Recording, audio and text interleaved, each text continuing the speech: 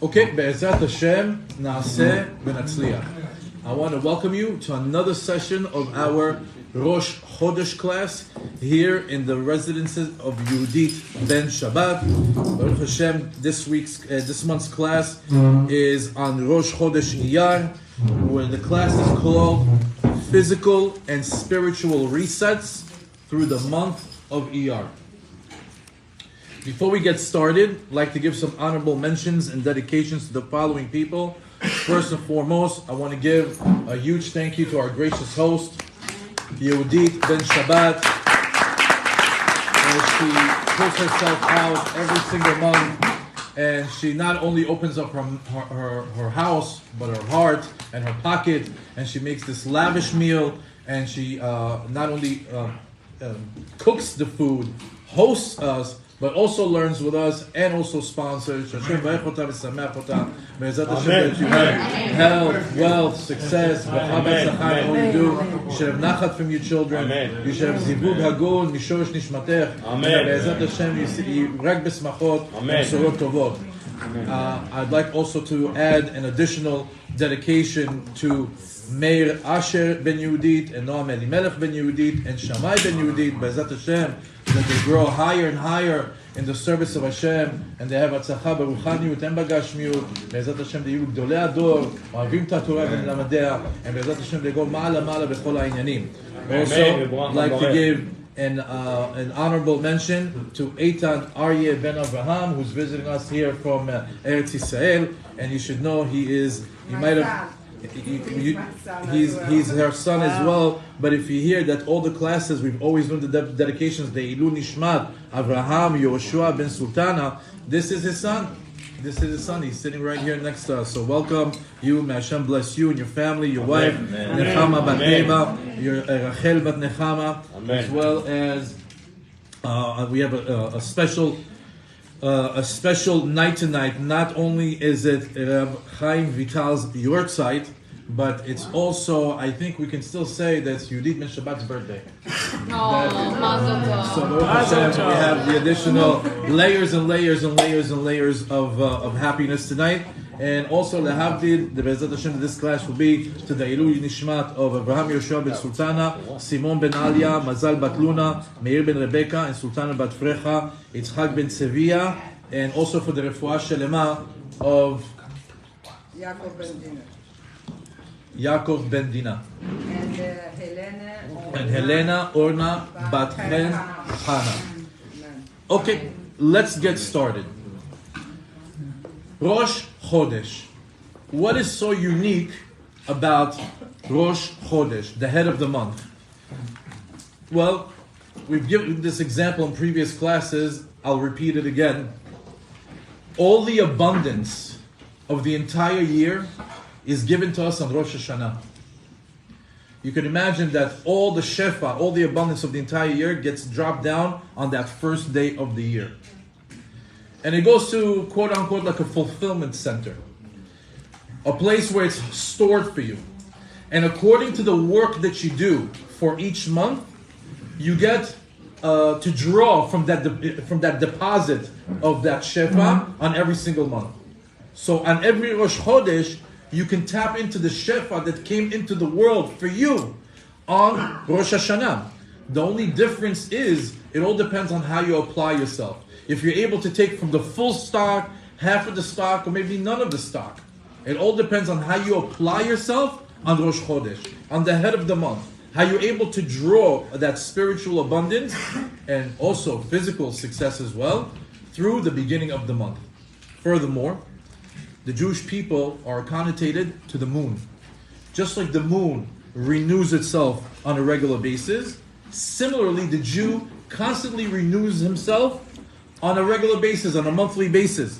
Because every single month there's a renewal in the world. Every single day there's a renewal in the world. As we say, HaMechadesh betuvo bechol yom ma'aseh bereshit. HaKadosh Baruch Hu renews existence on a regular basis, on a monthly basis, on a daily basis.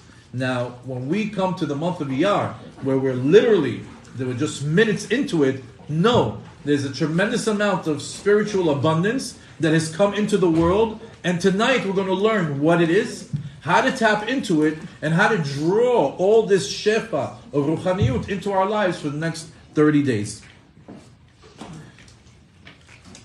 Furthermore, the word chodesh, even the word itself, comes from the root word of hitchadshut, of renewal. So as a Jew, we're constantly looking for renewal in different aspects in our life. The renewal of the month of Iyar is the renewal of health, bri'ut. Iyar is famously known for health. Not only physical health, but spiritual health as well. Even though that there's a lot of other things, a lot of other layers to this month, but the big part, the meat and potatoes of this month is health. Physical health and spiritual health. You should know that spiritual prime times, when they come around, you have to tap into it. You have to imagine the year as a cyclical year. 365 days that are just constantly looping. And every time a certain day comes around that has a unique spiritual abundance embedded in it, we want to tap into it. We've given many examples in the past of how Rosh Hashanah, Yom Kippur is the day of forgiveness, the day of atonement. So that's the day that we tap in to ask for forgiveness from HaKadosh Baruch Hu. There's different days of the year, like Shabbat, like Rosh Chodesh, like the Chagim. Each one has a unique character to it, and we try to tap into it. The source for this is from Megillat Esther. Megillat Esther tells us, "V'hayamim ha'ele nizkarim v'na'esim bechol dor v'dor." Know that there's going to be times in the year that when they loop back around, they're going to mimic the exact same spiritual energy that was available in yesteryears. Meaning, even in Purim and in Chanukah, what do we say? Ala nisim shayu la'avotenu bayamim ahem bazman hazeh. Meaning, even though there was some sort of miracle or some sort of a great thing that happened for the Jewish people back then, know that on that day when it loops around, you too have the ability to tap in that as well. So in this month, a lot has happened. Iyar is a packed month. And because this month is packed with spiritual prime times, we're going to try to tap into all of them. And we're going to go back in time to see what happened in history in order to see how we can draw it into our lives today. This is also called, Kabbalistically, Or Choser. What's Or Choser? It's a light that comes back. A spiritual light that makes itself available again. As a matter of fact, as it says, Bechol Shana V'Shana, כאשר מגיע מועד כלשהו ממועדי השם, חוזרות ומאירות בעולם אותן הערות שהאירו בעולם בפעם הראשונה שראה מועד זה. כאן בחג שבועות, כאן בפסח, כאן ביציאת מצרים. Meaning everything that ever happened in the past has it makes a comeback. Every year it makes a comeback. You just have to know the dates when things happen, and once you know when the dates of the things that have happened, you can tap into them again. So let's go a little bit wide angle zoom on where we're at right now. We're in the month of Iyar. Month of Iyar is basically the bridge month. It's the month that's in between Pesach and Shavuot. Pesach started in Nisan. Shavuot is going to be in Sivan. Iyar is a full month that connects those two mega holidays together. So there's a lot going on here beneath the surface as far as the spiritual abundance, and we'll see that in a little bit. Furthermore, Pesach is the beginning, Shavuot is the end, and the Omer, which is in the time of Iyar, is the preparation in between. So you need to know that we are in the midst of a journey. We started a journey. It started on the 15th of Nisan, on the night of the Seder night. We started a journey. 50 days later, it ends in Shavuot. Everything in between is something that we have to, it's the work that we need to do in order to take our spiritual transformation from the holiday of Passover to the holiday of Shavuot, and most of that work, most of that journey happens in the month of Iyar. So let's start. What happened in Iyar? What are the spiritual powers that are looping back this month? So let's start giving a short list, and just keep it in the back of your mind that these are the things that happened, and because they happened in the past, and the results of the times that happened in the past, you can tap into it as well. So we are right after Nisan. We are right after Yetziat Mitzrayim.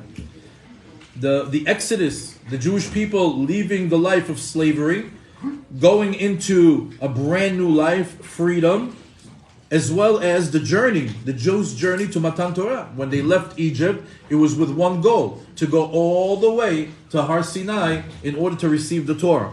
In the process, in between there, we're also instructed biblically to count the Omer. And we also can't forget one of the biggest highlights in the month of Iyar is Lag BaOmer, which is the Yortzeit of Rabbi Shimon Bar Yochai. Also, within Iyar, we have Pesach Sheni, which is the second opportunity for those that missed the opportunity to bring Korban Pesach. They had Pesach Sheni that happens in Iyar, and that's another mega concept that you can tap into. The man, the heavenly food that came down from the heaven that the Jewish people ate in the desert for 40 years came down in the month of Iyar. And these are just a few bullet points of what happened. And there's a lot going on, and you have to unpack it. After we unpack it, we're going to start to connect the dots. First things first, the month is famously known to be the month of healing. The month of Refuah. And this is derived from the famous pasuk in Sefer Shemot, that it says, when the Jewish people left Egypt, there's a famous line over there, there's a famous pasuk, Vayomer, Im Shamua Tishma Lekol Adonai Elohecha, Ve'esha Be'enav Ta'aseh, והאזנת למצוותיו, ושמעת את כל חוקיו, כל המחלה אשר שמתי במצרים, לא אשים עליך, כי אני אדוני רופאך.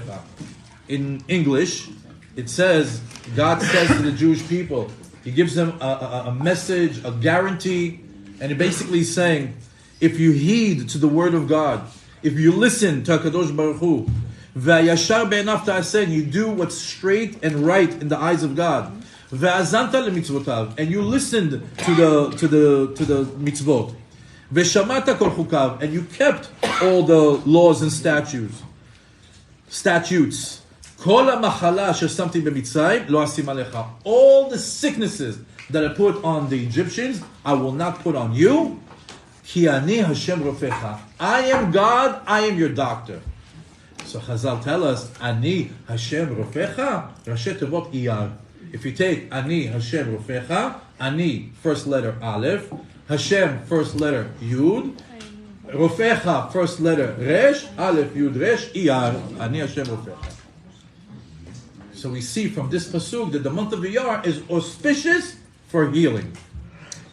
Now, to really understand this concept of healing, we have to zoom out and take a look at a broader picture in front of us and ask some basic questions.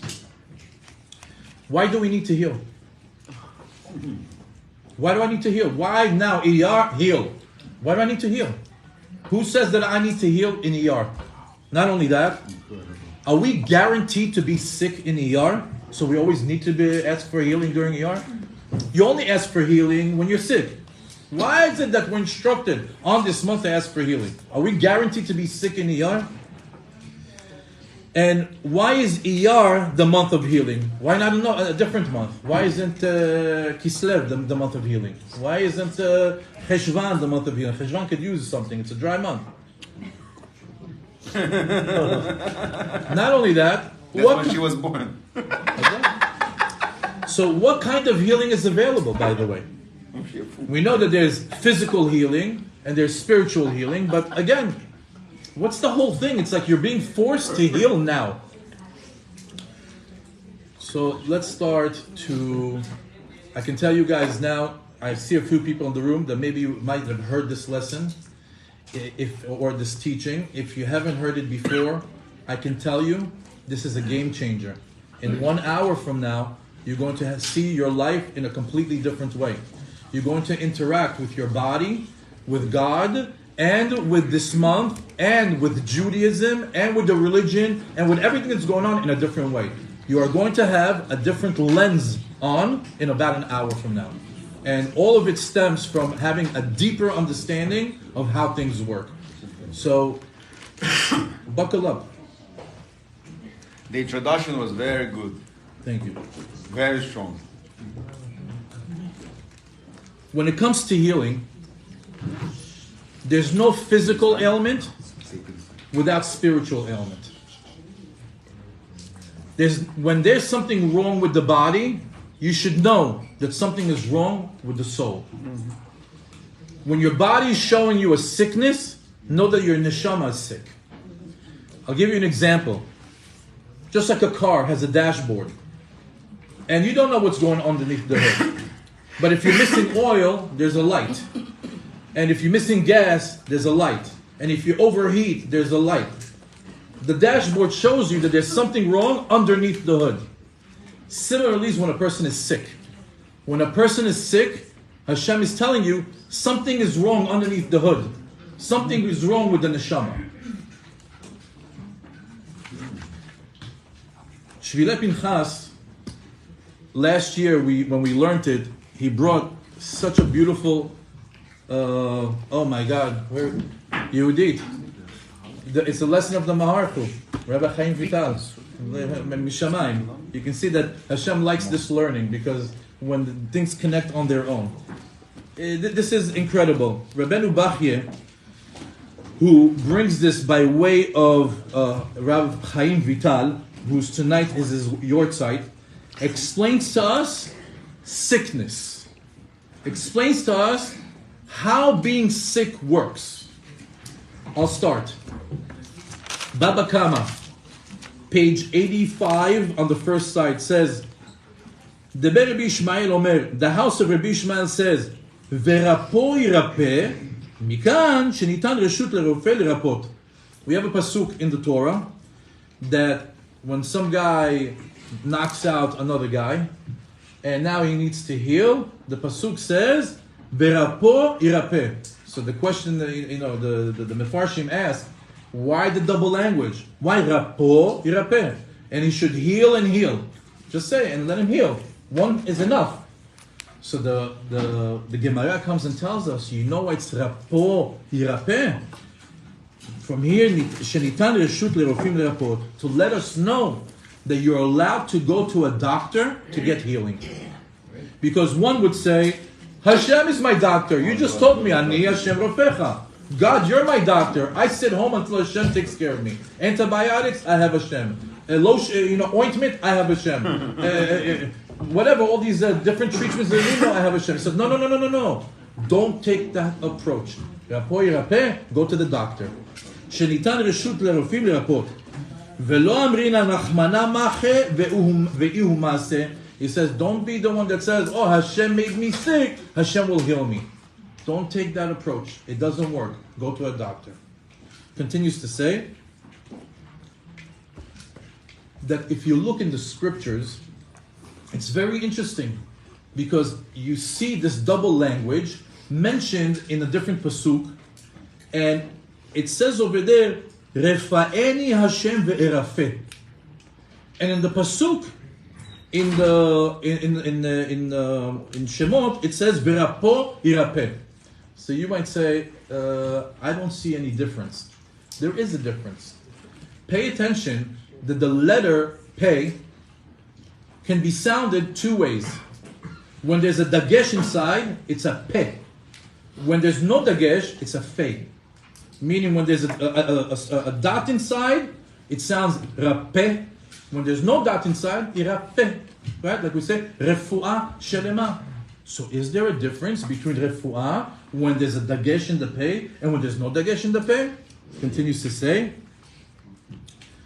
Rabbeinu Bachye brings this. He said, "Ha'avdel ben refuah haba b'idei rofeh basar v'dam lerefuah haba min hashamayim me'et hakadosh baruch hu." He says, you know what's the distinction? There's healing that comes from human doctors, And there's healing that comes from God. Continues to say, "V'rapo yirapeh." He says, "Kol refuah bebasar v'dam lo metzanu b'chol hatovim ki im bedagеш." אבל בקדוש ברוך הוא מצינו ברפא. והוא שכתוב רפאן השם ורפא. So here we have already the first amazing understanding of how it works. He says, anytime you see words that are with a dagesh inside, verapo iraper, that means that's healing that comes through a human doctor. But when you see a pasuk that says refaeni Hashem ve'erafer, that's healing that's by God.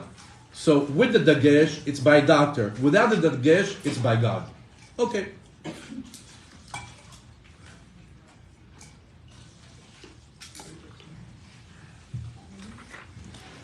Rabbeinu Bachya says,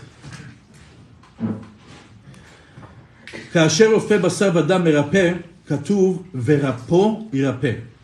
שתי הפעים דגושות לרמז שיש בהם דין. He says, you know why there's a dot inside there when you go to a human doctor? Because no, you're under judgment. There's a strict judgment over you and you have to go see a human doctor. He says, but when it comes to a healing from a Kadosh Baruch Hu, Refa'eni Hashem ve'rafeh, he says that the reason why those pays don't have the dot in it, because the healing that comes from God is a healing that comes from the side of mercy, not from the side of judgment. הקדוש ברוך הוא מרפא תחילה על ידי רופא בשר ודם, שאין רפואתו שלמה, כדי לעורר את החולה שיעשה תשובה. He says, why does he say first go to the human doctor? To wake you up, you're sleeping. First he says, go to the human doctor. He's going to tell you, you're sick. Right? Why? So you can say, I'm physically sick. This means I'm also spiritually sick. He gives you time. Figure it out. What did you do wrong? So he gives you the time to go to a human doctor to understand that you have something wrong within you internally and to begin the teshuvah process. He says, ברפואת בשר ודם נאמר, ורפו ירפא עד פה דגושה, לרמז כי בפנימיות האדם תמונה עדה נקודה רעה. You ready for this? He says, you know when it comes to רפו ירפא, you have a black dot in the middle of the peh? Because there's a black dot in your soul. There's a black dot on your soul. There's something wrong. The way you carry yourself there's something wrong. And it's causing you to be sick. So go to the doctor. He's going to tell you you're sick. And you're going to get the wake-up call. I'm sick internally. What's wrong with my neshama? What's wrong with my Yiddishkeit? What am I doing wrong that now I have to go see a doctor? I also have to get to the bottom of it. No, that the pills and going to the doctor, it's Hashem is playing with you. He's just giving you time. He's like, do teshuvah. The teshuvah is what's going to heal you. The real healing doesn't come from a doctor. Doctor's healing, human healing is temporary. What's the full healing? God. That's why we pay attention. What do we say when somebody needs refuah? Refuah shelema. Why doesn't it have the dagesh? Because the healing from HaKadosh Baruch Hu is complete. Refuah shelema. When I say refuah shelema, why? Because there's no more dot on the soul. Refuah shelema means there's a complete healing. And complete healing only comes from God. Furthermore, אם רואה אדם שיסורים באים עליו, יפשפש במעשיו. He says, we're instructed in the Gemara, they says, if a person sees that afflictions come upon him, yefashpesh b'ma'asav. You have to dig deep, you have to analyze yourself, you have to audit yourself to see, what am I doing wrong that there's these dinim that a person is sick? But a beautiful, beautiful digduk over here in the word yefashpesh. What's yefashpesh? Notice the first pei, no dot. And the second pei, it has the dot. What's yefashpesh? Look, where is the dot?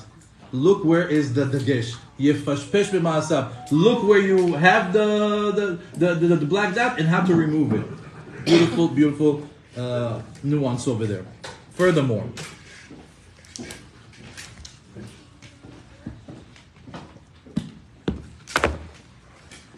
by way of Kabbalah, says ששורש החולי נובע מחיסרון. The source of all sicknesses is when somebody is lacking. As a matter of fact, the word machala, sickness, comes from the root word halal, a void, a space. Something is missing. It says that halal notzar b'nefesh ha'adam, And panui me'orach chaim. He says there's a space in the person's soul that is devoid. There's something missing. It's lacking. It doesn't have the proper life, Jewish life, or the life of the neshama that's empowering it. It's empty over there. And you know that as soon as there's there's nothing, there's no vacuum in our universe. There's no such thing as, I'm missing one part of my neshama and it stays open. Right away something comes and takes over. What takes over that space? מתחברים כוחות שליליים הנקראים קליפות.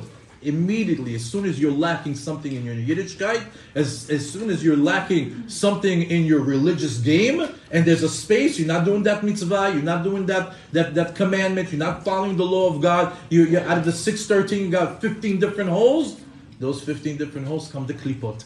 They hatch on over here, over here, over here, over here, over here, and they start to cultivate, they start to brood, and then what happens? Eventually, they start to have power, they start to give sicknesses to the person in different areas of the body. But where did it stem from? It's you lacking on those mitzvot. They came, they took over, and now that they took over, they made the neshama sick. The neshama is going to say, oh, let me show you the dashboard. The body becomes sick, and there you are. Why am I sick?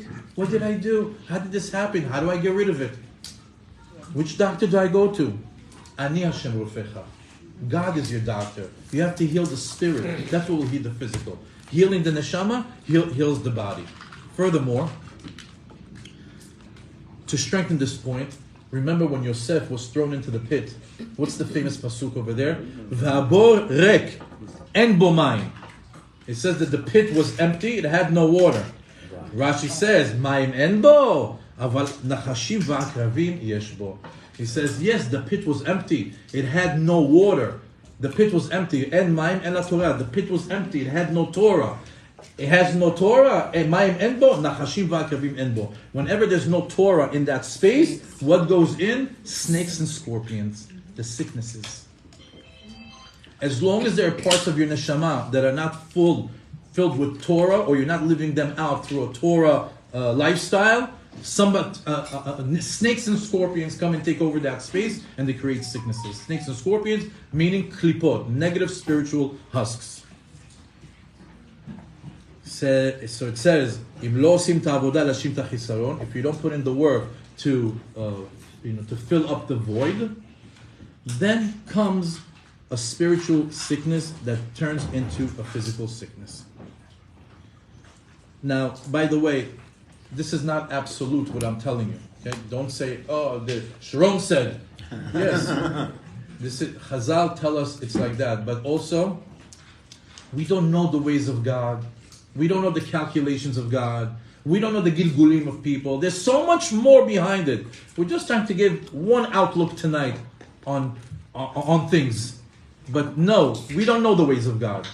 We don't know why things are the way that things are. What I'm saying right now could be 100% wrong for one individual and 100% right for the other one. Just know, as a disclaimer, we don't know why God does the things that He does to the people. But one way of understanding is through the month of Iyar, we're going to just put that, that we don't know how God acts on the side, and we're just going to say that we know the month of Iyar has to do with healing, and we're going to dig deep to understand how to heal physically and spiritually. So physical healing comes through spiritual healing. The Bnei Yisachar adds, he says about the month of Iyar, Chodesh shel Refuah, this entire month is a month of healing.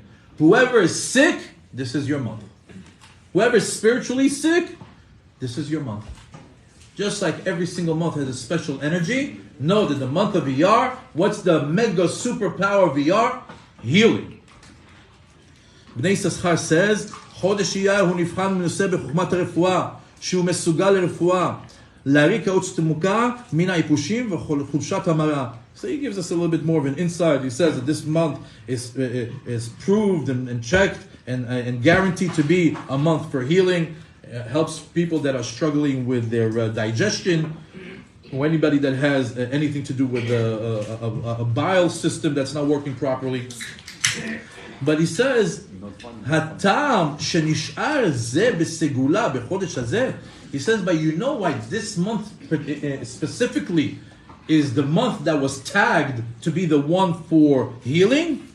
then כל חושות והחולים על פי הרב באים מן המאכלים שאינם לפי מזג האדם.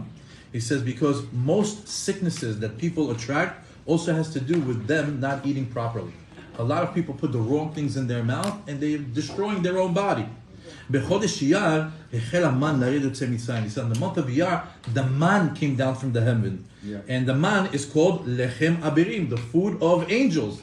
And that Chazal tell us in Masechet Yuma on the 75th page, it says, lechem hanivla be'evarim. It was a food that didn't create any excrement. There was no tso'ah. They would eat it and it would go straight into their body. There was no waste. Lechem shel malachim shelo hayta bo shum psolet klal v'chlal. So because the man that went into the body and had no, didn't have the effect of regular food that damages the body, that energy is still in the air. The energy of the man is still here in the month of Iyar. Tap into it. Furthermore, you should know that there are negative spiritual husks, klipot, bad spirits that cling on to a person. Sometimes they need to hold on to something. Sometimes it's a sin. Sometimes it's, they say that people that grow their nail above their nail bed, they can hold on to nails. They can also hold on to food. When a person has a lot of food in their stomach and it's not fully digested, what do? They can hold on to that area, to excrement. As a matter of fact, that's one of the reasons why we also fast on Yom Kippur. Why? We act like angels. That they don't need to eat. That they eat the man and has no waste. And also on the 25 hours that we're standing over there and saying, Aviti, Chatati, Pashati, please forgive me Hashem, the negative spiritual has to have nothing to hold on to because we're not eating. Right. So we see over here that the whole idea of food, according to Bnei Saschar, nishar teva kayam b'chodesh hazeh segula l'refuah. That this is the month that is auspicious for healing. He says also you should know in history, back in the days when the Jews left Egypt and were on the way to Har Sinai, this was the month that they healed. Remember, they were broken into pieces as slaves. They've been slaves for 210 years. Over 80 years of avodah kasha, avodah parich. So it takes time for a person who was just formerly a slave to do what? To heal. And in order for them to heal, what healed them? The man, the month of Iyar, the Be'er Miriam, that they were drinking the water. All those was part of their healing process. As a matter of fact,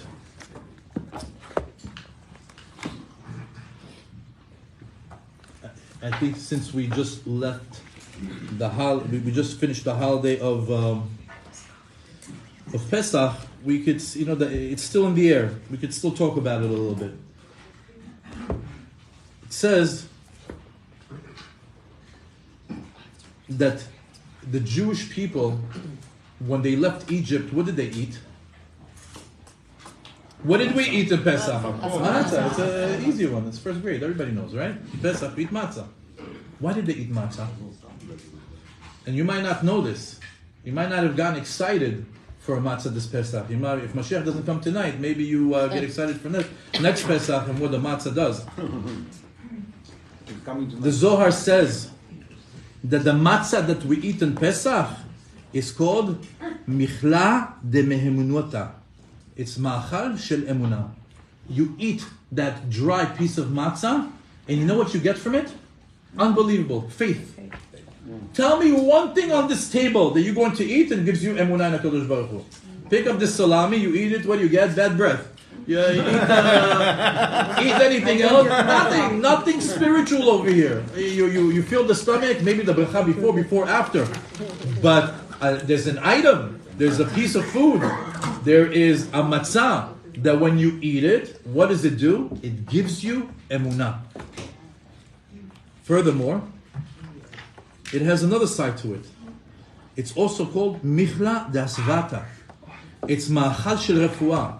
Above and beyond the matzah being the food of faith, it also heals you. So maybe you guys were, waiting for Iyar to come around in order to be the month of healing. But you could have gotten it in Nisan, because you could be eating that matzah and enjoying it. Oh, look at the beautiful emunah I'm getting right now. Look at the healing I'm getting right now. Who needs a doctor? I have a matzah. The matzah is a food of emunah and food of healing. Now,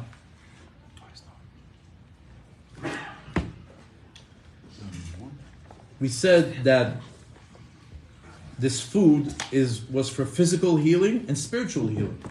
Physical healing, because we said it was refuah. Spiritual healing, it gave him emunah. So imagine, they were just slaves. They're in the desert. They're on the way now to a mountain. Put yourself in the shoes of that slave. What does he need more than anything? He needs power to keep walking, refuah, and needs faith to keep going. That Hashem will provide in the desert. That Hashem is going to give him the Torah. There's nothing more that the most perfect thing that they could eat is a food that gives them healing and faith. And that was the matzah. Similarly is what's happening now. Similarly is right now. The month of Iyar is a month that gives you physical healing and spiritual healing. As a matter of fact, it says that during Yetziat Mitzrayim, they began the healing process of their aching body, because slaves they were very frail. But to have faith in a Kadosh Baruch Hu, you have to understand that Hashem will protect them in the desert. You know that only 20% of the Jews left Egypt, right? V'Yisrael alu chamushim. What's chamushim? Rashi tells us 20%. Why 20%? Because on Makkah number 9, on the 9th plague, God tells the Jewish people, there's one more, and then we're going to Har Sinai. They say, Har Sinai, where's Har Sinai? It's in the desert. And they're like, is there a Walmart there? Is there water, food, shelter? What is it? God will provide. 80% of the Jews said, no, thank you. You're a slave. I prefer to be a slave in Egypt. Yeah. Look at this. It's a metropolis. They got theaters. They even though that they have a slave life, but they like to live in the city. They like to be slaves in New York City. The Kadosh Baruch Hu got rid of 80% of the Jewish people in Makat Choshech, and only 20% had faith. But you know, emunah, you have to work on emunah. Emunah, sometimes you have it, sometimes you don't. Sometimes it's easy, sometimes it's hard. Hashem says, if I'm going to keep their emunah for 50 days, I got to give him something to help him out. He gave him what? The matzah. Why? It's the food of emunah. That's the famous pasuk that says, Ko amar Hashem, Zacharti la chesed ne'uraych, ahavat kelulotayich, lechtech acharay b'midbar, be'eretz ozua. Hashem says, I'll never forget. I'll never forget how you followed me from the metropolis, from Egypt to the desert. How you trusted me that I'll give you food, I'll give you drink, I'll give you shelter in the desert. I'll never forget that. The faith you had in me. Side point. You, right now, sitting in this room, if Moshe Rabbeinu walks through the door right now and he tells you, guys, follow me right now to the Sahara Desert. Okay. You man, woman, children, all age, you coming? If I can bring my yacht, yes. Okay. So you can see that it's not so simple. Just to go to Orlando, we pack up 2 cars. It's not so easy to just like get up and leave. You're like, wow, really? Like I have to follow now Moshe into the desert? You need emunah, a lot of emunah. This is also, sometimes people are very, very, very weak in their emunah. And you have to work on your emunah to the point that you say, what? It doesn't make sense. There's no logic here. How can I take my entire family to the desert? If you have that type of emunah, you're there. If you don't have that type of emunah, that you trust Hashem past your logic, then you're there. If you're not at that level of emunah, where you can trust Hashem past your logic, you have to work on it. But you can see that the Jews in the desert had emunah that was beyond logic. For me to get up, leave this, and go over there, you provide, I believe in you, Hashem. That's emunah. And Hashem says, Zacharti la chesed ne'uraych, lechtech acharei b'midbar, be'eretz ozua. He'll never forget. So ironically, the matzah and the man are interconnected. Just like the matzah had physical and spiritual healing, so too was the man. It kept the Jews healthy with no waste. Nothing for the klipot to hold on to. And they can ascend spiritually higher and higher and higher in the desert, from level to level in the 40 years, because you have to understand they were also spiritually poor. They read a few scrolls on Shabbat in Egypt, but they were on the 49th level of Tumah. They needed to work themselves up spiritually, so Hashem gave them the food that's going to help them with it, and they ascended spiritually without the klipot hanging on to the food that's in their system. And this is, by the way, hinted to the word afiko man. What's afiko man? Apiko man. You see the matzah? What is it if you take the matzah and we call it afiko man? Why? Apiko man. From this we took out the man. Like for those of you that learn Gemara, what's nafkamina? Man nafkamina. Apiko. What do you take out from this? That's the shorsh of the afiko man. What do you take out? What comes out of the matzah? Man. When you eat the matzah, it has the same results as the man, the heavenly bread from the angels that heals and has no waste. So this transformation of a slave to a free nation needed to happen on a physical and spiritual level as well. So the healing was a two-step process. Step one is physical healing, and step two is the spiritual healing. I want to share with you an outlook that I had, that I read, I heard. I'm taking a ratatouille, a bunch of things that I heard from all over. I'm putting it together that you can understand it. Something very beautiful. Because you have to understand we're in the middle of the journey. So I'm giving you a little bit about the beginning of the journey. The beginning of the journey happened in Nisan. We have to talk about Nisan a little bit before we go into Iyar, and we're going to talk about a little bit of Sivan at the end. So it's all good. It's all interconnected. Don't think I only have chidushim for Pesach. I got you. We'll get to Iyar as well. Pesach, in the Seder night, Yetziat Mitzrayim, that was the physical healing. HaKadosh Baruch Hu tells them, take matzah, eat it on the go. Because as you're eating it, as you're walking out, what do you need? You need physical healing. Why do you need physical healing? Because right now, you need the savata de memnuta. You need the physical healing for the refuah, and you need to have the faith that this journey is going to be a successful one. 7 days later is the Shvi Shel Pesach. 7 days later is the Shvi Shel Pesach, and on the 7th day of Pesach is the splitting of the sea. There was the beginning of the spiritual healing. The beginning of Pesach is physical healing. The end of Pesach is spiritual healing. Why? Imagine you're a slave for 210 years. Imagine you're on the 49th level of Tum'ah. You have a slave mentality. Any way you look at it, you're more of a slave than a free man. You're a free man for a week. You think more like a slave than you think of a free man. You're meeting Moshe Rabbeinu. Moshe Rabbeinu comes to you with the password, Pakod Yifkod. They knew that when the leader comes and he tells them the super password, Pakod Yifkod, that's the Messiah. That's the Mashiach that's going to redeem them. And he tells them, I'm here to redeem you. And like we said, even after 9 plagues in Makat Choshech, 80% died. They didn't want to leave Egypt. Moshe says, follow me to the desert and serve Hashem. And they preferred to stay. They preferred all the things that were happening with the port, the Nile, the commerce, the nightlife. So when they left Egypt, 6 days later, they're parked in front of the Red Sea. And they have known enemies to the left and known enemies to the right. And Paro and the Egyptians are right behind them. And this was their first reaction, the first slave mentality. Again, 6 days ago, they left their slave life. They saw the ocean in front of them. They know that to the right is an enemy, to the left is an enemy, and then they're hearing Paro behind them. They're getting nervous. What happens? They relapse. Right away, they fall back to their slave mentality, and they say, let's go back to Egypt. What does the slave say? Let me go back to my master. I put myself in danger. ואומר משה, המבלי אין קברים במצרים, לקחתנו למות במדבר. מה זאת עשית לנו להוציאנו ממצרים? What, there's no graves in Egypt? Take us back. What do you came to bury us here in the desert? Slave mentality. Let's go back to being a slave. And even after the splitting of the sea, when the ocean closed on the Egyptians, they were still scared that they might come out from the other side of the water, just like they came out of the water. They said, wait, maybe the Egyptians also will come out of the water. They got scared. Again, no emunah. The emunah is an all-time low. So at that moment, HaKadosh Baruch Hu negotiated with the minister of the ocean to spit out all the Egyptians. As it says over there, Vayar Yisrael Mitzrayim met al sefat hayam.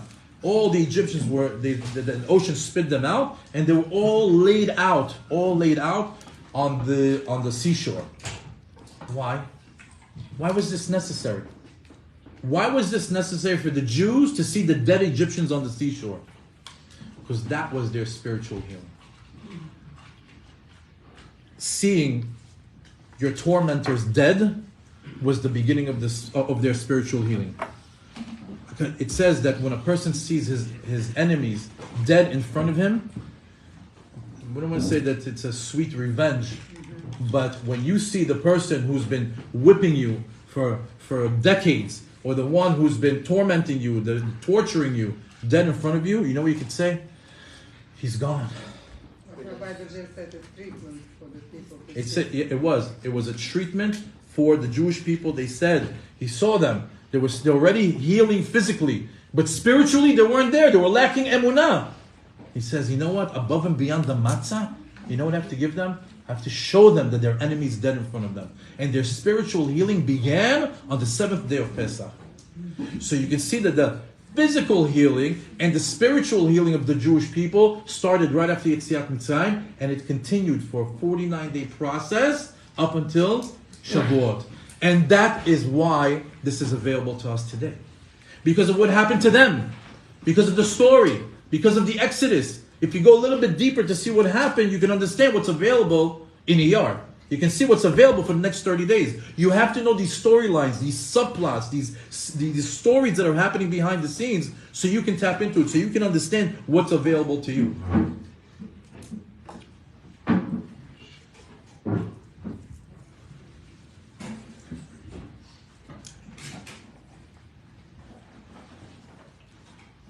Last month was the month of Nisan.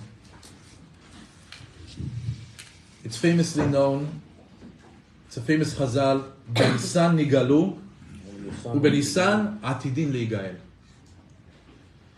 It says they were redeemed in the month of Nisan, and they're destined to be redeemed in Nisan again.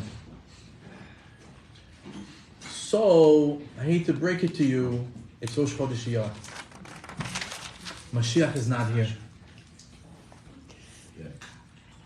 Now what? Benisan nigalu, ubenisan atidin leigael. It's a smack in the face on ROSH CHODESH IYAR that we failed in Nisan.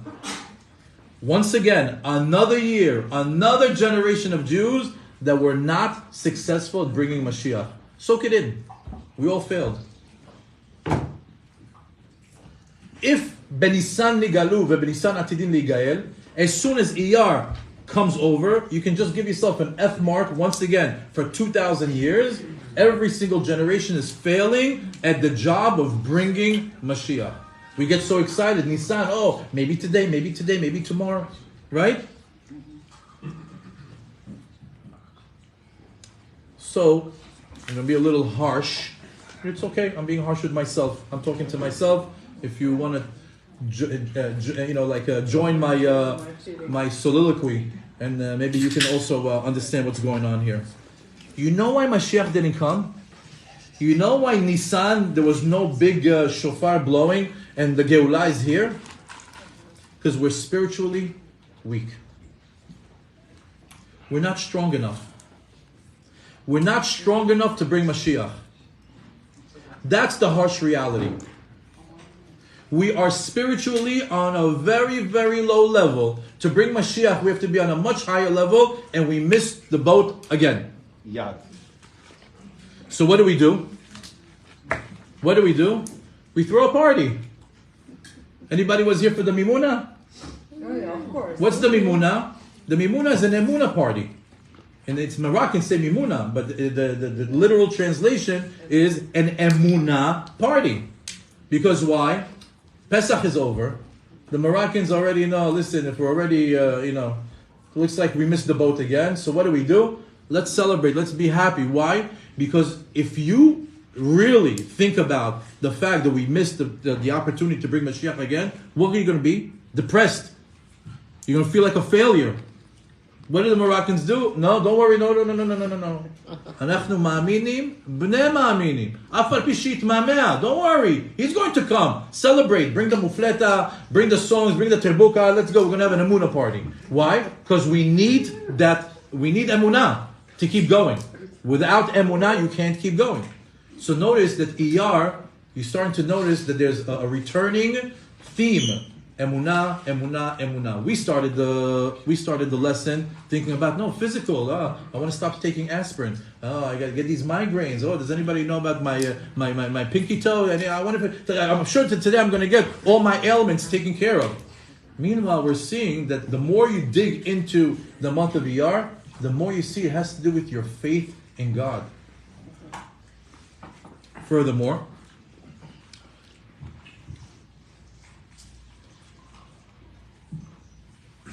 when you come to the month of Iyar, you say, okay, I failed. I fail, I get up. That's the Jew. We fall, we get up. Before we get up. Sheva yipol tzaddik, right? We said that Bekam. A tzaddik falls 7 times. Why? Because every day he falls. But what do? We get up. So okay, we fell. Iyar, we fell. What do we need to, Nisan, we fell. What do? We get up. Iyar. How do we get up? We have to rebuild ourselves. How? Let's start the beginning of the lesson. Yefashpesh b'ma'asav. Start to look what's wrong with you spiritually. Why aren't you strong? Why aren't you bringing Mashiach? Start to look at yourself. What's holding you back? And you start to do a spiritual audit. Now, how do you do a spiritual audit? The Omer. How convenient. That just when we realize that we're spiritually weak, just when we realize that we're not strong enough to bring Mashiach, we're instructed to do what? Count the Omer. Now for some of you, counting the Omer might be, first grade understanding. We count to 49. Can you count to 49? 1, 2, 3, and now then cheesecake and Shavuot. Doesn't work like that. That's not what the Omer is. On a deeper level, the Omer is digging into your character. It's spiritual and character refinement. We know that HaKadosh Baruch Hu runs the world through the 10 Sefirot, the 10 emanations, and the 7 lower ones, which are Chesed, Gevurah, Tiferet, Netzach, Hod, Yesod, Malchut, all these different ways that Hashem runs the world. Chesed, loving kindness, Gevurah, strict judgment, Tiferet, what's the English word for it? What is it? I forgot what Tiferet is. Anyways, so whichever way Hashem runs the world, we're supposed to emulate God. And how do we emulate God? Pay attention to the Sfirat HaOmer. They tell you, check Chesed Shebechesed, Gvura Shebechesed, Tiferet Shebechesed, Yesod Shebechesed. You mean your loving kindness? 7 different checkups on your loving kindness. Check yourself every day to see how are you with your kindness. Now, next week, let's check your Gevurah. Let's see how your strictness is, right? Now we do Chesed Shebagvura, Gvura Shebagvura, Tiferet Shebagvura. You finish that week, Tiferet. Tiferet is the combination of Chesed and Gvura. And now, glory. Okay, the glory. So you check yourself, and after 49 days of this spiritual audit, you're going to say, you know what? After 49 days, I found what's wrong with me. I'm cheap. I get angry. I don't compliment. I'm lazy. Meaning you check yourself and say, well, there's so many things wrong with me. Look at all these holes in my neshama. If I don't now do something to fill them up, who's coming? The Ba'alulu is coming. Who's coming? You're going to have the Nachashim V'Akravim. They're coming in there. As soon as you find the hole, if you're not going to fill it with the Kedusha, something else is going to come to fill it. It's going to be there for a certain period of time. It's going to be there, waiting for you to do Teshuvah. No Teshuvah, sickness, doctors, wake-up call. This 49-day process is by design. Why is the month of Iyar right after Nisan? By design. Because Mashiach is not here. Since Mashiach is not here, we're spiritually weak. You're spiritually weak. You need to get spiritually healthy. Let me give you the month of health. That's why Iyar is right after Nisan. So you can get healthy spiritually. So when we get to the Omer, and by the way, let me simplify the Omer. Because, sometimes when you say Sefirot, people tune out. I'm a Kabbalist. Take this guy, Moshe Rabbeinu. Talk to me about Tiferet, Seirah, Yesod. I don't know nothing about this. Right? So what do? It's very simple. It's very simple. Rav Yisrael Abrejel Shlita said it in this class today. I was listening to it. Incredible. He says incredible.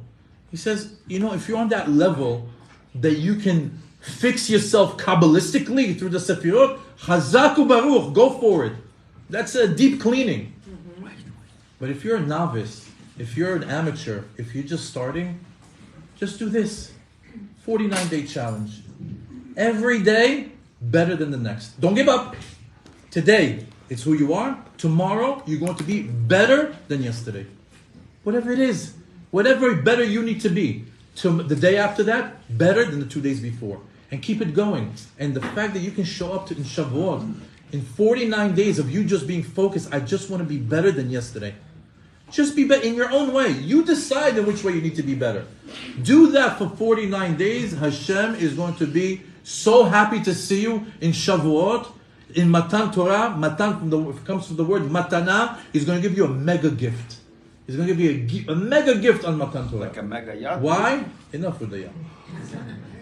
Matan Torah. What's Matan Torah? Matan Torah is, Hashem says, I see the work that you did. And that's what Hashem wants. Hashem wants the work. So if you can't do it through the Sefirot, just improve yourself little by little, every day in your own way. Isn't that easy? Isn't that easy? So today, you held yourself back from yelling at your kids. And tomorrow, you stayed away from that fight and that extra answer to your wife. And the next day, you gave tzedakah even when it was difficult for you. And the following day, even though that you said, you know what, I'd rather watch TV, you know what I did? I opened up the Chumash and I read Parashat Shavua. I put on a class. I came to a ROSH CHODESH class. Mm-hmm. Every day, just become a better version of yourself. For 49 days, Hashem says, you did the work. In the month of Iyar, you're going to get better. You're going to get better. Your neshama is going to get better. Your physical is going to get better. Just by me becoming a better version of myself every day? Yes. Yes, simply put, yes. Pshat? Yes. Because what's the whole idea? What's the whole idea of the Omer? To refine yourself, to become a better version of yourself. Okay, so you're not pro class. You're not going to be a master at doing it through the Sefirot. But can you do entry level of just being a good person every day? But the whole idea is to keep it going, to become better and better and better and better. 49 times better in order to open up the jackpot of Matan Torah. If you could do that, then you're taking advantage of the month of Iyar. There it is. That's the spiritual abundance that's available to all of us. How do you tap into it? Simple. Just apply yourself in the month of Iyar. The spiritual healing and physical healing was kind of cloudy in the beginning of the class. Now it's crystal clear that we want to tap into it. Why? Because we have a reason to tap into it because of what Am Yisrael went through during the story of Exodus. So now it's in the air. It's palpable. It's here. You want to draw it into you? Become a better version of yourself. How? Through the Omer. Through the Omer. You want to do it through the Sefirah? Good. You're on a higher level. Do it through the Sefirot. You're not just improve yourself little by little every day, and you'll get there the same way. Maybe even better. Sometimes the simpler approaches work a lot better than the super complicated ones.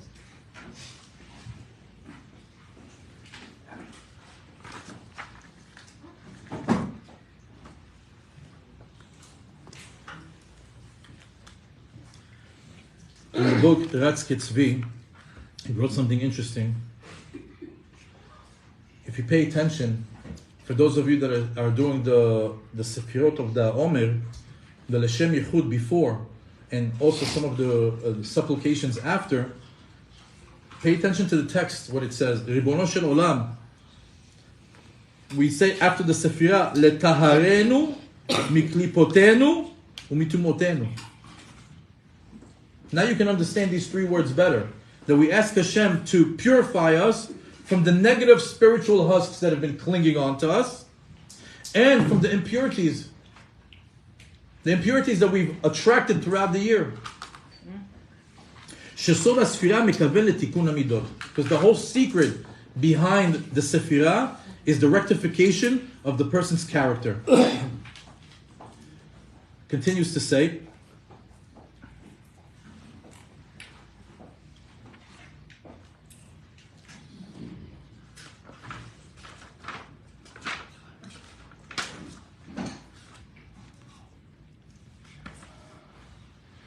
שרפואת חולי הגוף הוא החיבור של האדם למקורי הטבעי הבריא. He says when a person is healthy, it's a good example that his soul is connected to its true source and he's living a proper life. שרפואת הנפש היא חיבור וקישור של הנפש לשורשה. That the healing of the soul is when it's connected to its source. As it says, האלוקים עשה את האדם ישר, והם ביקשו חשבונות רבים. Shlomo HaMelech, the smartest man to ever live, says that HaKadosh Baruch Hu created man straight. There's a way to being successful in this world. והם ביקשו חשבונות רבים. But man, the human beings, they always make calculations, right? Like for example,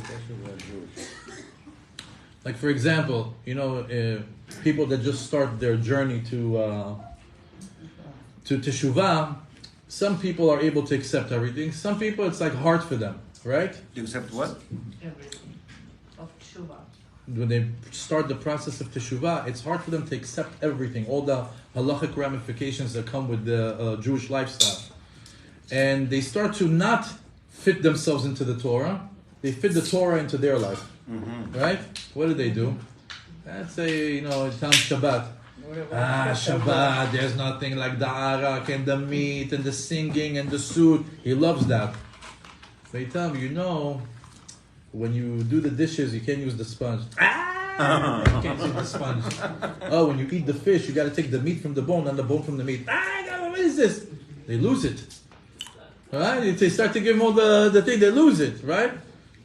Or sometimes, a lot of people also, Shlomo HaMelech, what is he talking about? He says that people make up their own religion, which is what? They do things without instruction, without going to the rabbi. In this week's parasha, we had Nadav and Avihu. They brought an Esh Zara. They say, Chazal tell us that they wanted to do Tikkun of Chet Adam HaRishon. They actually had the wine of Chet Adam HaRishon, and they said, 2,448 years in the making this moment. The last time that Hashem's holy presence, Dira B'Tachtonim, was here was on the first day of creation. Now that Moshe Rabbeinu was able to bring him down and he's going to reside in Kodesh HaKodashim, we'll be the first ones there to greet him. And what we're going to do is we're going to do the tikkun. What are we going to do? So they drink the wine. The wine is so strong they got him drunk. And he says, look, we're going to do the tikkun. We're going to come and bring the ketoret while drinking the wine. Ketoret is the highest level of offering that is in Bet HaMikdash. What happened? They got zapped. Fire through their nostrils, they go dead. Chazal tell us why. It says, האלוקים עשה את האדם ישר, והם ביקשו חשבונות רבים. נדב ונביהו. Your father is the Kohen Gadol. Moshe Rabbeinu is Moshe Rabbeinu, he's your uncle. If you had a great idea of fixing Chet Adam HaRishon, maybe ask Abba. You don't want to ask Abba? Okay, how about your rabbi? He's right there. As a matter of fact, they're your family. No, not ask the father, not ask the rabbi. It's not written in the Torah. Nobody gave instruction. What do? Cheshbonot rabim. We'll fix Chet Adam HaRishon. Who told you? Sometimes a lot of people, they make up their own Torah. And that's what ruins it. The person puts himself into trouble. So from here we see that what happens in the month of Iyar, people come with a lot of problems. They created all these different situations for themselves, and we need the Omer to what? Letaharenu miklipotenu umitumotenu. That this time period is to a cleanup process from all your bad decision-making process that you made. If Mashiach is not here in the month of Nisan, there's something wrong. Time for a spiritual audit. Let's figure out what it is. Let's clean you up from your klipot and from your tum'ah. That's the purpose of what's going on here right now. Incredible. Furthermore,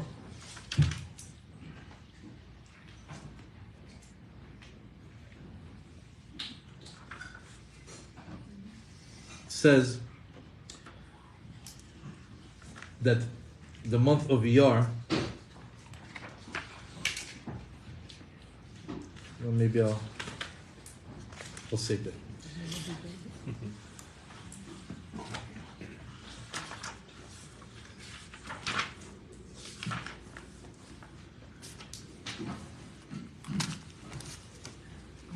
Chazal tell us that on the Shabbat of Chol HaMoed Pesach, which happened right here, we spoke about Yecheskel and the dry bones. They said that why do we read that specific parasha in the time of Pesach? It says because they saw in the time of the prophet saw in the time of through Ruach HaKodesh that there's going to be a long exile. And v'tamid metzapim sheyagia Nisan v'leil shimurim she'atidim ligael. It says, why do we read this haftarah? Because there's going to be a long exile, and every single year in the time of Nisan, Jews are going to get excited. Nisan is here. B'Nisan nigalu, b'Nisan atidim ligael. That's it. Mashiach is coming. Mashiach. That's it. Nisan, he's coming. Right? And then there's a Leil Shimurim, which is the Seder night. That's the night we can't get damaged for anything. We have full protection. Atidim ligael. V'kshover leil Pesach ve'en honeh. Then Pesach passes, and where's Mashiach? Nowhere to be found. Nivhalu atzmotenu. Our bones shook from fear. V'matani tolel ba'afar kol kach. He says, how long also the people that died and are now in the grave, they say, how long are our bones going to be in the grave? The bones are starting to turn into what? Into powder. How am I going to come back from powder? So they said, that's why they said to Chazon ha'atzamot ha'yevashot, that's why we read this haftarah, la'achzik ha'emunah lo lityaesh. That what? That the dry bones are actually going to be wet. They're going to be reincarnated. I saw recently a beautiful chidush on this. What's the dry bones? The dry bones are the secular Jews. They already, they're very far away from it. So they're like dry bones. He said, they're going to come back. Those guys that are secular, they're going to come back. And mamash, since October 7th, it's unbelievable. You see people with tattoos, with tzitziot, women that never lit candles, they're calling, give me candles. People are keeping Shabbat. They say, listen, אני לא שומר כלום, אבל מה? אני שם כיפה. אני לא שומר כלום, you know what? I'm putting tzitzit. They're starting. Atzamot Yevashot is starting to, the dry bones are starting to come back. Yep. It's a sign of Mashiach. So, not to have Ye'ush. Yes, we failed this year. Yes, we need to heal ourselves in the month of Iyar. Yes, we need to accept the Torah again in the Sivan. And then we work a whole year, collect individually and collectively to come to Nisan. You know what? We get excited again. Mashiach. Nisan nigalu, Nisan atidim ligalu. Let's do it. This year. אנחנו מאמינים, בני מאמינים. לא מתייאשים. We don't give up. You see us, we don't give up. Any other nation that would have put that story in the libraries. We live this story every day. We literally wake up hoping that's going to happen today. Never give up. So, interestingly enough, I found a beautiful gematria. Let's answer some of the questions we posed in the beginning of the class. Why is Iyar specifically the month for healing? Why? Because we're sick. We're spiritually sick. And we need to diagnose the sickness in 49 days. We have to heal ourselves through the month of healing. And these are the weeks of healing. As a matter of fact, the word chole, sick in Hebrew, what's the numerical value of the word chole? Give me the numerical value. Chet is 8, Vav is 6, Lamed is 30, Hey is 5, altogether 49. Wow. Chole is 49. That's crazy. So you're sick, what do? Check yourself into the 49 days of the Omer to heal. Wow. Furthermore, it says that when the Jewish people finally made it after 49 days to Har Sinai, they were all completely healed. Nirpe'u kulam mimumehem. All their blemishes went away. As it says over there, that HaKadosh Baruch Hu says, V'ayu nechonim layom hashlishi, It says on the third day I'm going to come to Har Sinai. לעיני כל העם מלמד שלא היה בהם סומה. There was nobody blind. ויענו כל העם מלמד שלא היה שם אילם. ולא היה שם חירש. ולא היה שם חיגר. There was no one blind, no one deaf, no one that was broken bones. Nobody was missing limbs. Nobody was blind. Everybody was able to heal during that time. The Mechilta adds, maybe I'll share it with you as well. This is very interesting.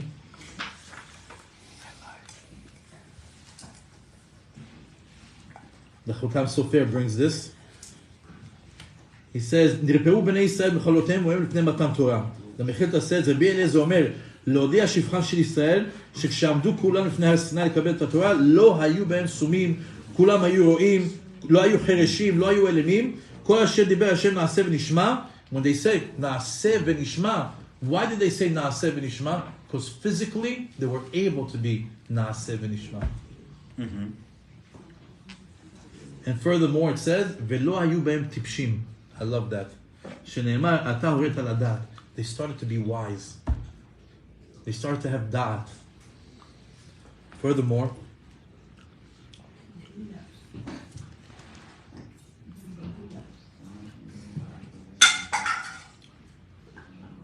there's a famous Mishnah in Pirkei Avot that also hints to number 49. Which one is it?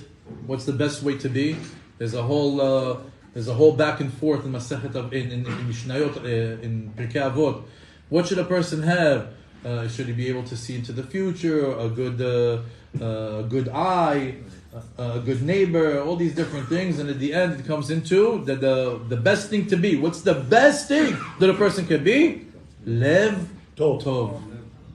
That a person who has a good heart, that's the best way. Which Mishnah is it? It's in chapter 2. Chapter 2. Let's read it. Chapter 2 what?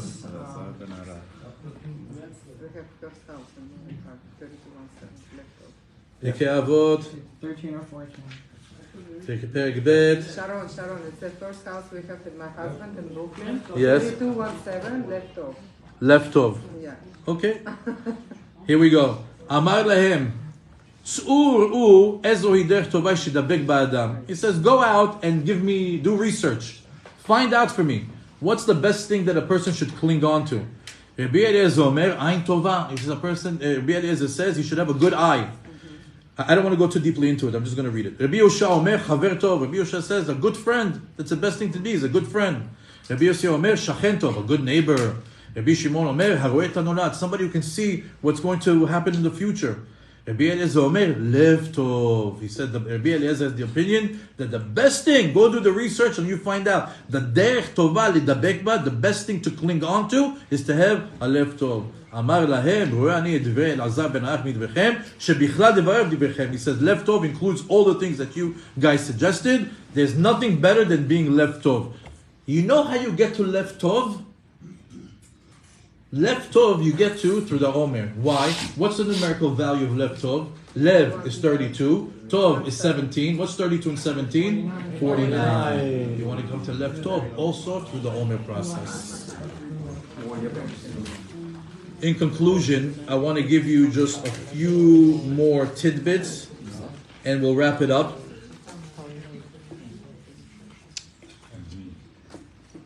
The month of Iyar, the word Iyar also comes from the word Or, light. Or Oraita. Oraita is the Aramaic word for the Torah. And also Refuah, when we said Rashi Tevot, Ani Hashem Rofecha, so we see now that Iyar is also connected to Torah and it's also connected to healing. He says, let me start to connect the dots for you on how you start to heal. Because we're giving a lot of suggestions on what you should do. How to take care of yourself, how it's available, to tap into it. But okay, you gave me the background story. Give me the how. Okay, I want to walk out of here and I want to know how to have Lev Tov. How I don't want to be chole, right? I want to take advantage of these 49 days. How do I do it? He says, pay attention to what's going on in the month. Everything that's connected to the month is going to drive you straight to the elixir, straight to the medicine. So So we said that the first thing is Iyar. Iyar milashon or, oraita. Oh, here's a hint. I have a feeling it's going to have something to do with the Torah. Maybe. Let's see. Every single month, remember, we always learn from Bnei Saschar.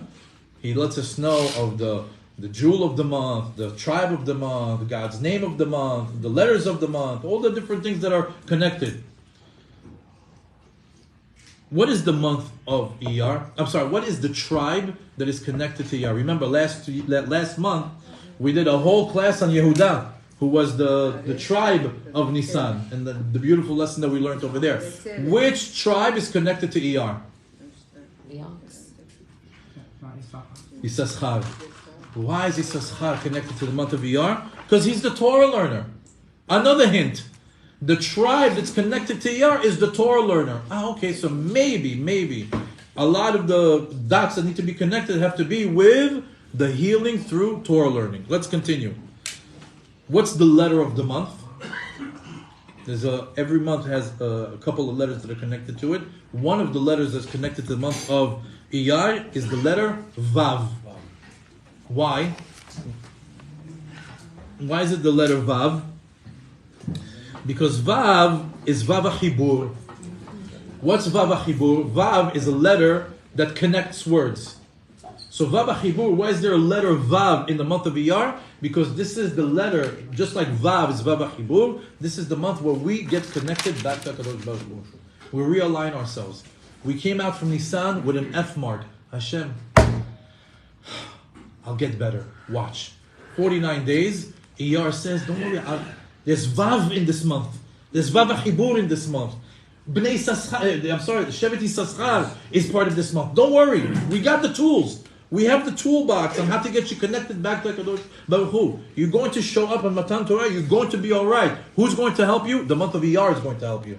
Because it has the Shevet, and it has the Ot Vav, and it even has an organ that is connected to the month. Which organ is connected to the month of Iyar? The right ear. Ozen Yamin. Why? Lishma, Divrei Hashem. Because you need your ear to listen to the word of it, to heed to God's words. This is the month to use your ear. Listen to God. And also, what is the special stone of the month? As we know, every single month has a unique stone. The stone that is connected to the month of Iyar is a sapphire. Why? Sfirat HaOmer. The sapphire, we spore. We get polished. Furthermore, the Vav is a chibur shemakasher otanu im HaKadosh Baruch Hu. That's a spiritual healing. The Vav is what connects us back to God. It's a spiritual healing. Shevet Yisachar, those are the Torah learners. Just through Torah, that's how we get connected to HaKadosh Baruch Hu. The sapphire stone, the precious stone that you become after counting the Sefirot.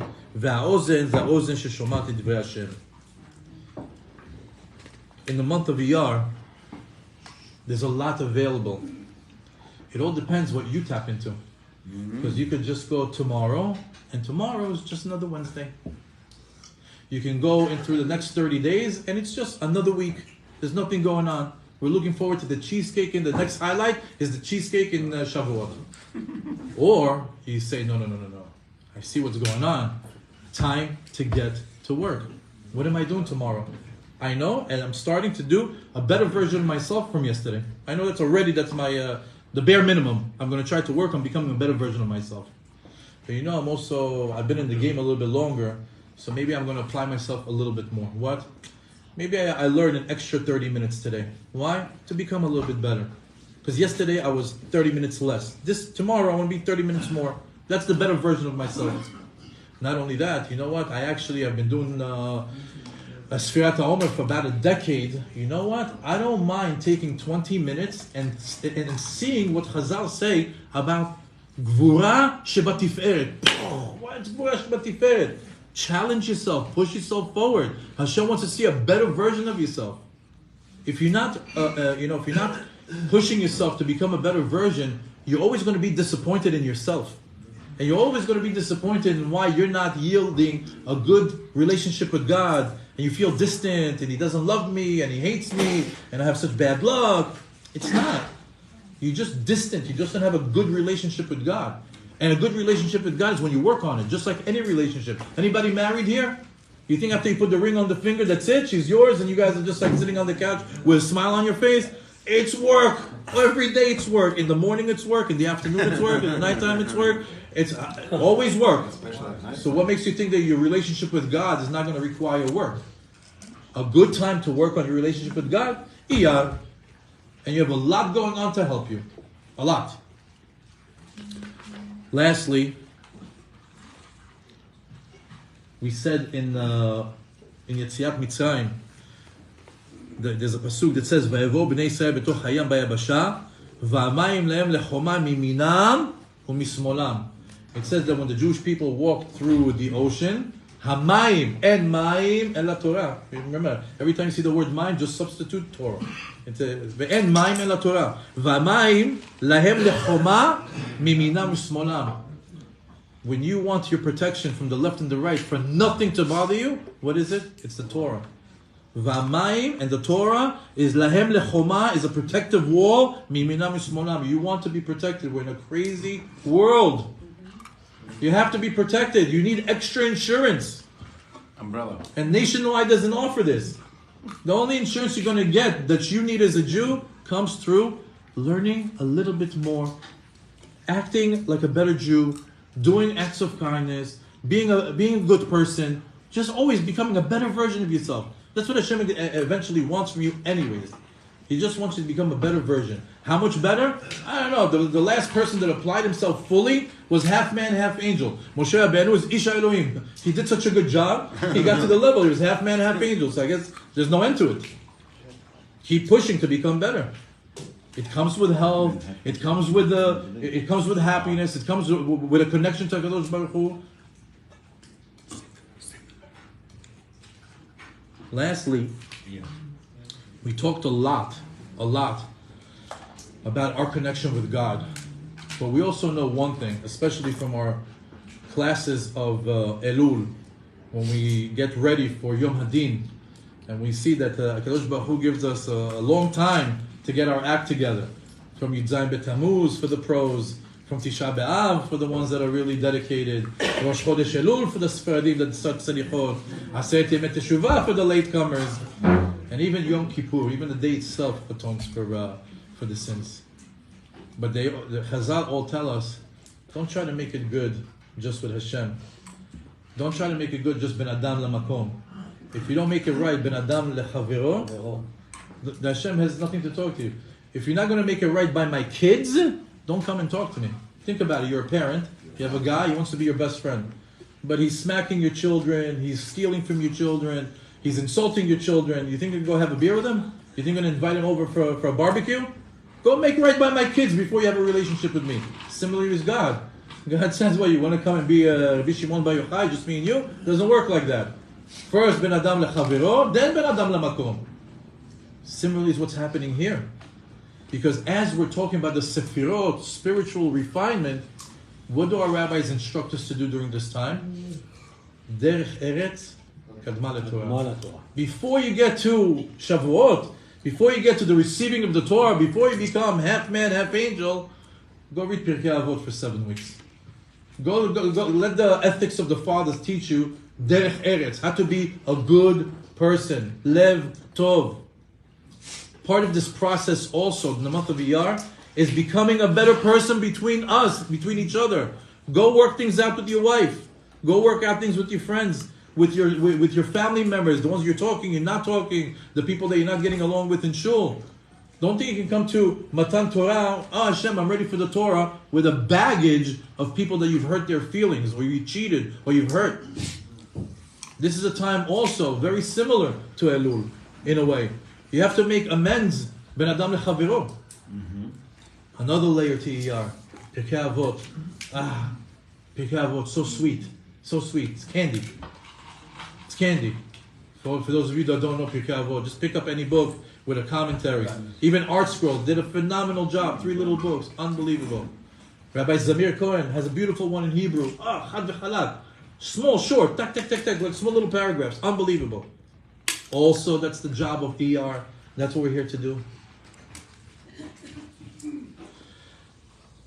The Lubavitcher Rebbe says one of the best months of the year is Iyar.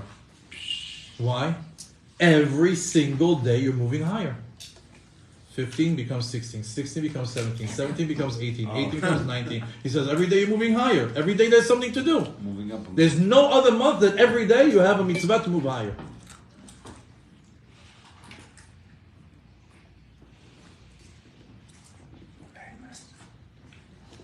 By the way, just another reason why I see some men over here with beards. Why? I like it. Why? I like it. Barber clothes. Kosher barber clothes. We are in Avlut. We are mourning the death of 24,000 Torah giants. Rabbi Akiva had a mega, huge yeshiva with 24,000 huge scholars. You don't know how much Torah we lost with them dying. Had they been here, you won't believe the zivugim and the yeladim and the things that we would have had if we had 24,000 of these Torah giants still alive. And we are mourning their death. We grow a beard. We're sorry. We're mourning that they died. And why did they die? Lo chalku kavod ze lazeh. They didn't respect each other. They had the Torah. They didn't have the derech eretz. Iyar comes to tell you, don't miss the boat. There's ben adam lechavero and ben adam lemakom. Oh, you didn't know? Then why do you think everybody's walking around with a beard? It's a sign for every generation. Don't do what they did. Don't think you can be a holy rabbi or a holy Torah student without derech eretz, manners, being a good Jew, being nice, being pleasant. It's another thing that we have to put our focus on during this time.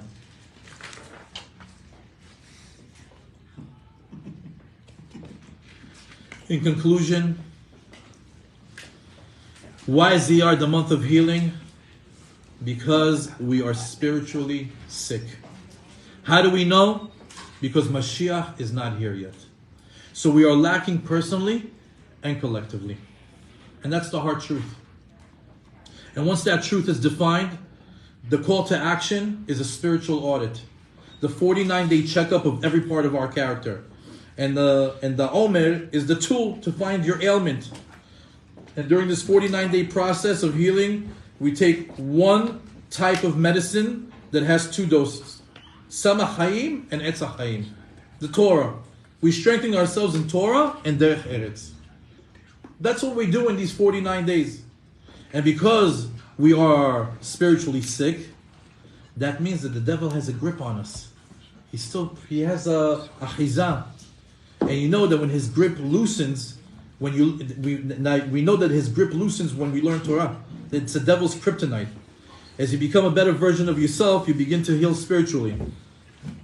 I think I skipped on the one that says that, you know, when you feel that the devil has a grip on you, it says take him to the Torah, to the shul, take him to the yeshiva, learn over there, because over there he melts away.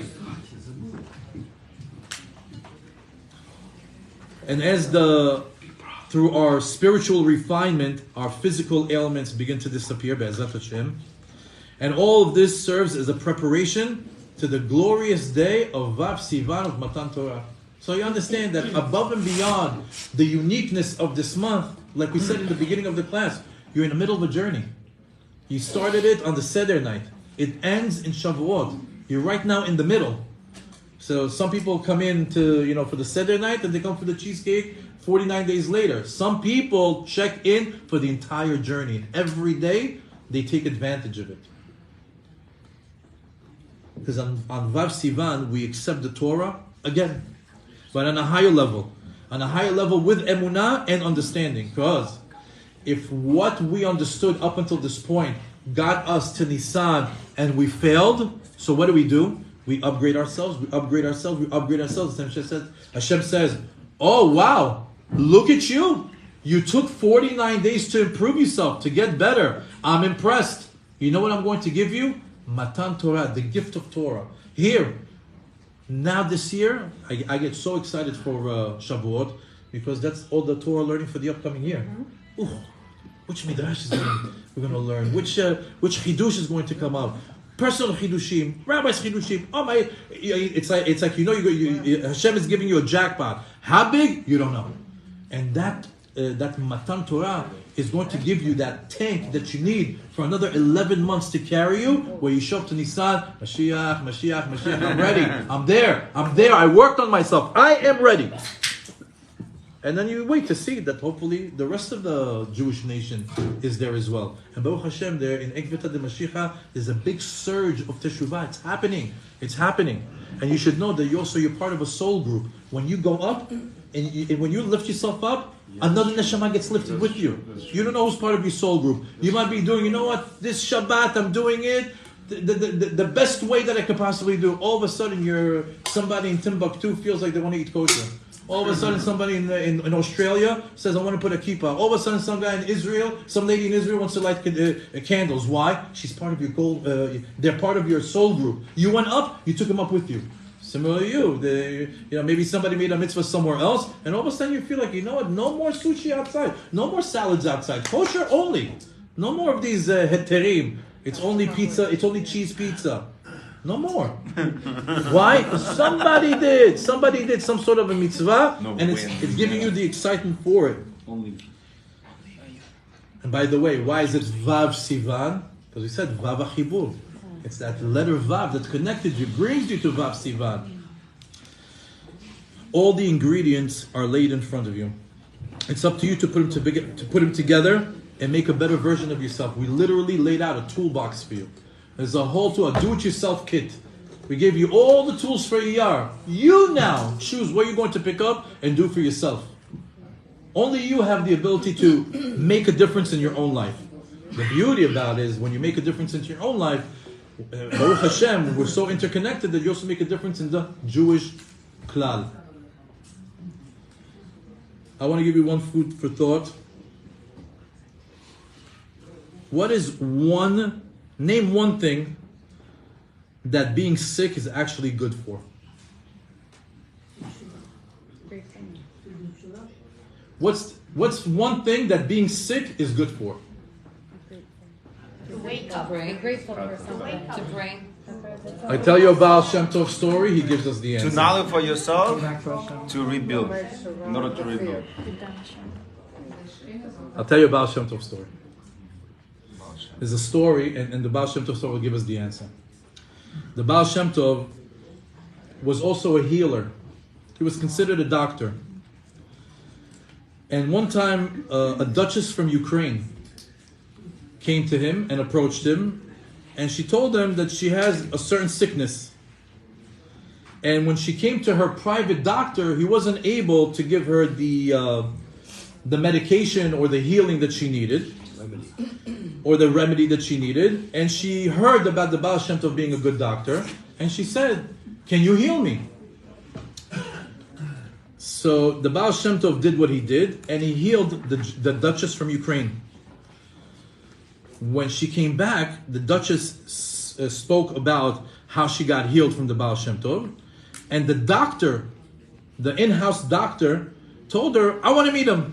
I want to see what's the power of this Baal Shem Tov." Because obviously he wasn't able to do it. Let me see what the doctor that did heal the duchess, what his capabilities are. So they met up, the Baal Shem Tov and the duchess's doctor meet up. And the doctor decided that they check each other. I'll check you to see if you're sick, and you check me to see if I'm sick, and let's see what is the sickness that each one of us has. The Baal Shem Tov checked him, and he saw that he does have a sickness. The Baal Shem Tov was able to heal people, to see a people's sickness just by checking their pulse. He would put the fingers on the pulse, and from just checking their pulse, he'd find out what their sickness was. So when he found out what's the sickness of the doctor, he didn't reveal it to him. He just said, "No, I didn't see nothing."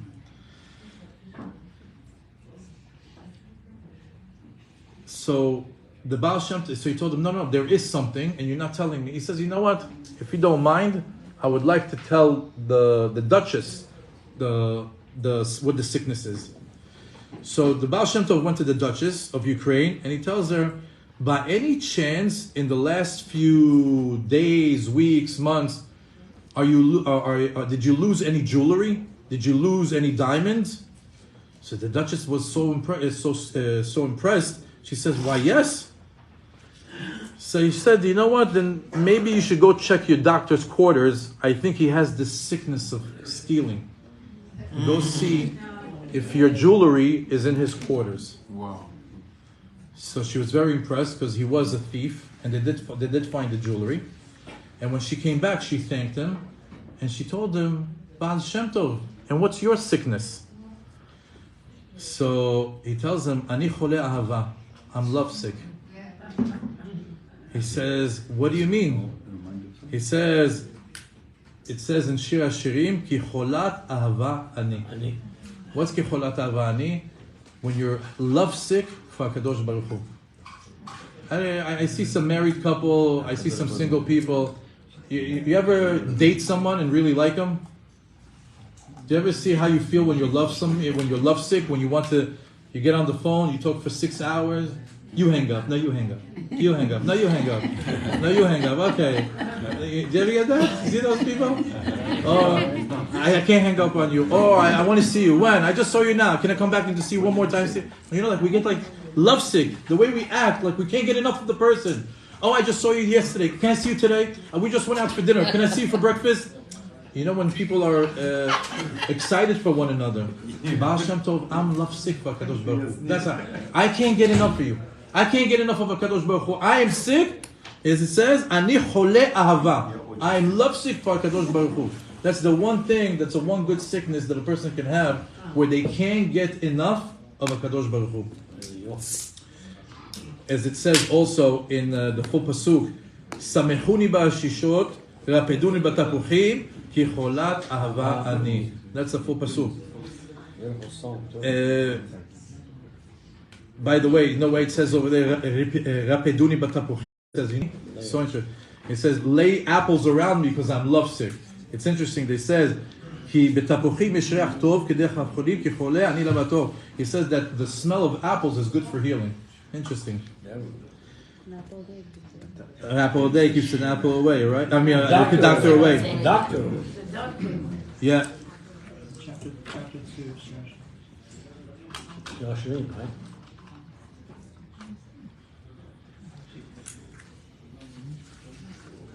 All our focus and our attention on this amazing relationship that is forsaken and ignored or sidestepped. You all know what's your true relationship with God. You all know how much time you give into interacting with God. Some people interact with God Friday night, just on Kiddush. Some people interact with God on a regular basis. They pray, Shachrit Mincha Arvit. Some people interact with God all day long. They can't get enough. They learn before prayer, after prayer, during. They listen to classes. Each one has a different relationship. But during this time, this is the time to take whatever relationship you have with Kadosh Baruch Hu and strengthen it. Because a lot of other things are taking our attention. And what's the result of all the things taking our attention is that we lose the focus. Especially now, you know, the world events and current events, you can be all day long on CNN and you feel like you're doing good. Why? I'm looking to see what they're saying against the Jews. Bitul Torah, waste of time. I want to see what's happening in Israel. Waste of time, don't worry, the soldiers got it. You get so busy being on social media and being so busy on the news that you convince yourself that that's your avodat kodesh, keeping up with current events. It's not Torah learning. That's not going to bring you close to HaKadosh Baruch Hu. What brings you close to HaKadosh Baruch Hu is actually applying yourself through the religion, becoming a better version of yourself, looking at current events and war and riots or all these protests. That doesn't bring you closer to God. It just instills fear in you. It creates distance. You start to feel like paranoid. You know what gives you happiness? You know what gives you healing, spiritual and both physical? Is when you start to connect yourself to the Torah. That's the ultimate elixir for healing. So when you want to get healthy, you want to get on a healthy diet. Similarly, in the month of Iyar, you want to get on a healthy spiritual diet. Think about what you need to work on. Maybe you need to have more derech eretz. Maybe you need to be more polite. Maybe your mouth cuts like a knife sometimes. Maybe you have a lot of anger issues. Maybe you need to calm yourself down. Maybe spend 49 days on how to tame the gorilla inside. Maybe you're cheap. Maybe it's time to work on 49 days of giving a tzedakah. Maybe you are a loner. You like to be in the house. Maybe you should go be part of the community. Maybe you don't learn anything. Maybe it's time to learn. Maybe it's time to read one parak of Tehillim for the soldiers a day. Step up your game. Each day, just try to become a better version of yourself, a better Jew. Because in Matan Torah, Hashem is going to look at us and say, okay, show me your Torah. I left you a year ago and I gave you the Torah again. Show me what you did with the upgraded version of the Torah that I gave you. What are you going to come with? I did 2,000 hours of CNN. I keep up with Israel. It's not Torah. So we have to make sure that by doing this, not only do you win your life, but we also win the Geulah. So when we come back around, when we look back around in 11 months, Benisan nigalu, Benisan atidin nigalu. We get excited again. Mashiach, yeah, it's coming, it's happening. And we stay hopeful until ROSH CHODESH IYAR, when we say, okay, I guess we got to start again. We don't give up. Bezrat Hashem, Hashem vayech otchem, yisameach otchem. They should be successful on your spiritual journey that will yield physical healing. Bezrat Hashem, that we have derech eretz, and that we excel with the ben adam lechaviro first, and then ben adam lemakom. And our key to success nowadays is the achdut of Am Yisrael. That is surely easy. Surely it's something easy that one can do on a regular basis, not to have conflict with one another. Accept one another, even if you don't agree with them, it doesn't matter. We're Jews. Think like that, it doesn't matter. You can still eat together, you can still be together. You can't hate one another. The reason why for 2,000 years we still don't have Mashiach is the same reason why it happened 2,000 years ago. Sinat Chinam. We have to reverse it with Achdut and Ahavat. I don't know if there's Ahavat Chinam, but Ahavat Am Yisrael. Hashem barech atkhem v'sameach atkhem. Then nasa v'nishma. How it grow. The tepuch, the Perek Shira, they talk about apple, they talk about tapuch. And Rabbi Yonatan Ben Uziel, he said that tapuch, it's probably like it's deep inside, and he said this is a trog, because when a trog grow up, he gives first fruits, and after he gives leaves. And this is that exactly what Na'aseh v'nishma. We take it and we accept it, and after we understand. So the final point is the ultimate essence of the Jews that received the Torah. Why did they receive the Torah? What did they say?